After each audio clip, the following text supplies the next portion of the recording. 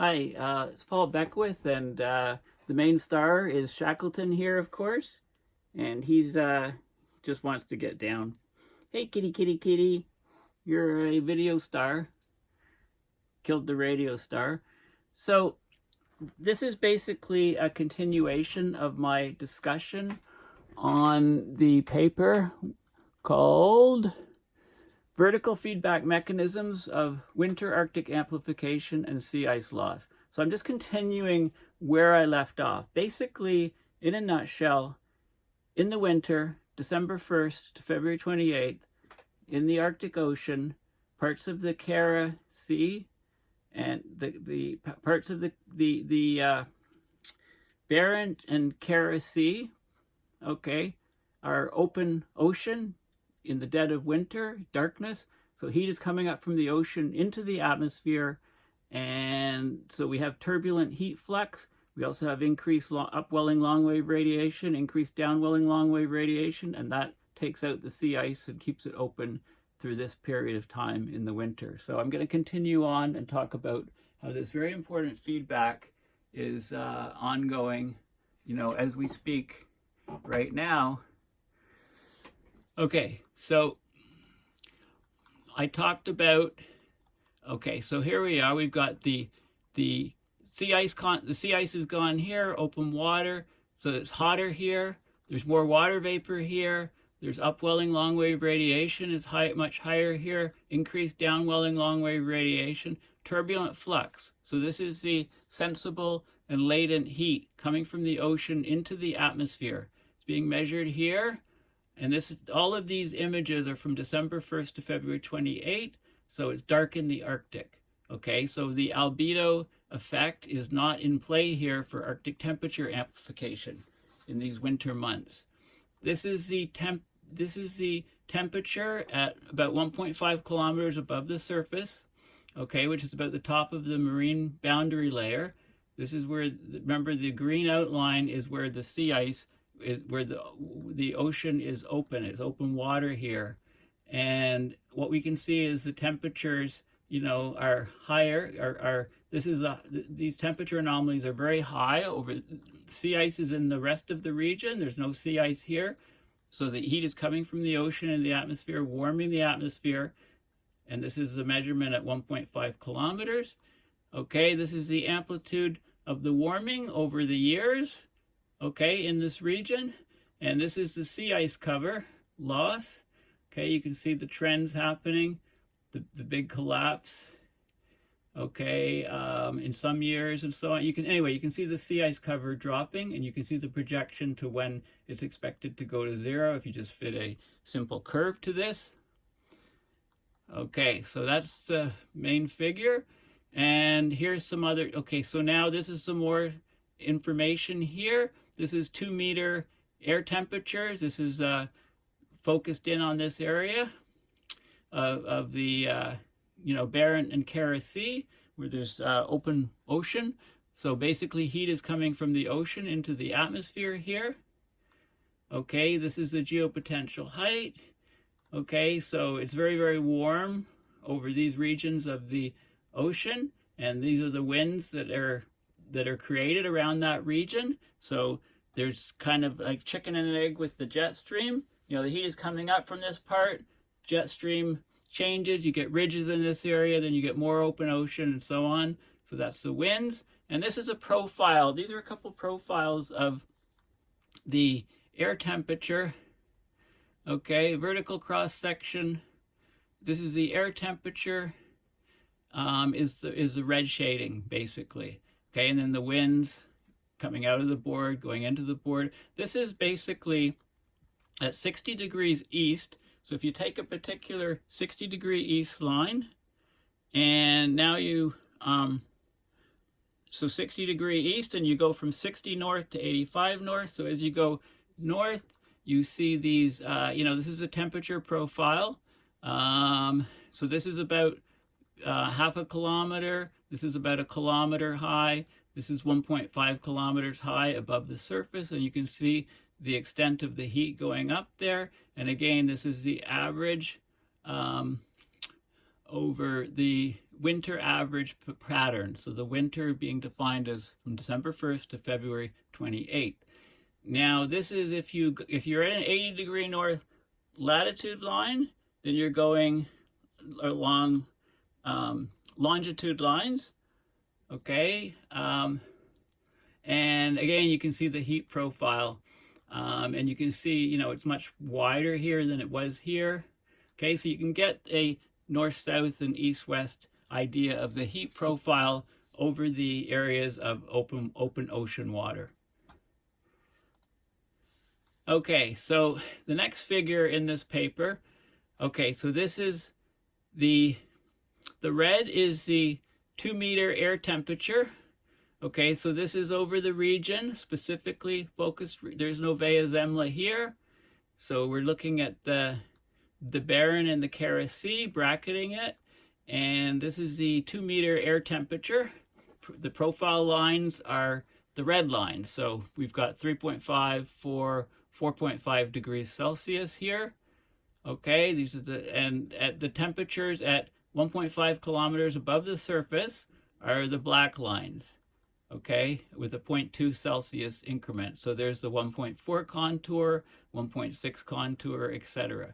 So as you go up, the highest temperatures are offset from the highest surface temperature slightly. You can see that, the highest surface temperature is 4.5 in this region. The highest temperature at about 1.5 kilometers high in the atmosphere, which is 850 hexapascals, are slightly offset here. This is the upwelling long-wave radiation, is the red contours, okay, maximized here right over the open ocean area.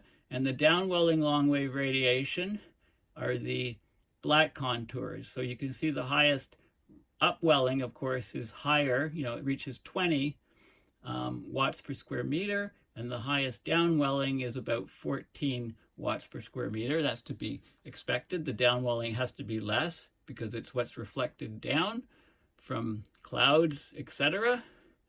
These are the turbulent fluxes, okay? And so we got the sensible heat flux is the red, and the latent heat flux is the black.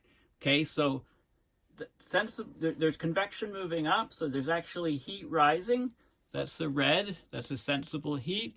There's also latent heat. There's water vapor rising up, so that's bringing heat up. Remember, the water vapor has a lot of latent heat encapsulated in it. When it condenses, that latent heat is released, heating the atmosphere. That fuels big storms and things, right? So you can see those numbers here too. So the net energy balance, is energy rising, okay? This is 20 watts per square meter, okay? This is the net effect. So the net effect is its sensible heat flux plus latent heat flux plus upward long-wave radiation minus what's going down, downward long-wave radiation. So that's the net effect of everything. So you can see there's a huge heating of the atmosphere right above the areas where that lack sea ice. Okay, now there's some plots. Now the scale here, this is December 1st on the far left. This is February 28th on the far right. So this is the winter months, those 3 months. So what we have here is basically it's plotted over this particular region, right, over this study region, the Barren and Kara Seas. So you have the upwelling long-wave radiation, the dashed line. The downwelling is slightly lower. And the net long-wave radiation is the line here, the blue line. So generally, it's, here's the 0. So it's positive, right? And you can get the mean here is about 3 or so watts per square meter. Okay, so the net effect of the long-wave radiation is heating the atmosphere above the parts of the Arctic with no sea ice in those regions. Now remember, this study is just on the Barren and Kara, but lately the Bering Sea's ice is collapsing. Other regions are just collapsing, and they will all have this sort of feedback pattern coming into play. Now, the red lines are the heats. So this is the radiation, long wave radiation, okay? And now we have the heat. So we have the sensible heat flux is the dashed red line. Kind of hard to see here, but you know, it's this dashed, the long latent heat flux rather is the dotted line. Okay, so we've got turbulent heat flux going upwards from the ocean into the atmosphere, rising up through the lower part of the atmosphere. Okay, and some of that heat's carried just in the temperature. Hot air is rising, and others is because there's a lot of water vapor in the air rising, so that's the latent heat effect.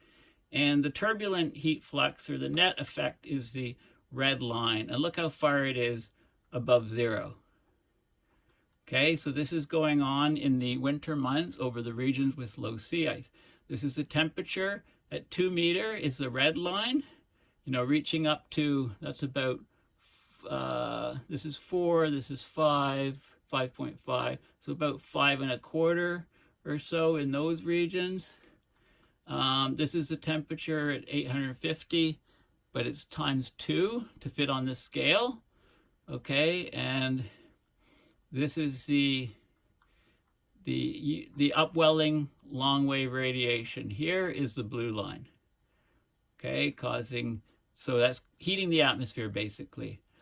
And it's, so there is fluctuation from December 1st to February 28th, and you can see what it is like. And this is the same sort of thing. The first two curves are the same, I believe. And then this is the downwelling long wave radiation is the blue. Okay, so the upwelling will be higher. The downwelling should be lower. I don't know if it appears to be that way. Okay, so anyway, you're getting the main points. So here's the net effect in the Arctic. Okay. Proposed mechanism of polar amplification. So this is in the winter months. So this is not, there's no albedo effect. There's no sunlight coming in, right? So it's not like, you know, the surface is darker, but there's no light coming in. So it doesn't apply, you know, in these winter months, December 1st to February 28th. So why does the open areas of Arctic Ocean remain open? Well, this is what the study has found. There's an increased net upward energy flux. Okay, and this is turbulent energy flux. As a result, there's increased long wave radiation, upwelling long wave radiation. As a result, there's increased downward long wave radiation, and this results in sea ice reduction. This loop seems to amplify by 8.9% annually, and this is from 1979 until 2016. The study was done. So here's the net effect. Okay, we have increased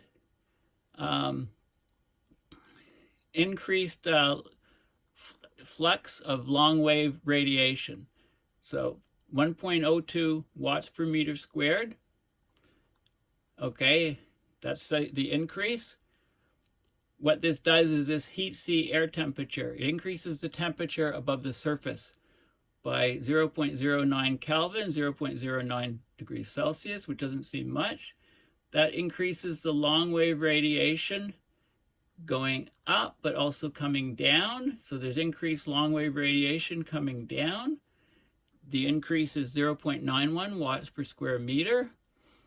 Okay, when the upwelling and the flux is this. And what this does is there's more heat coming down that reduces the sea ice by 1%. Okay?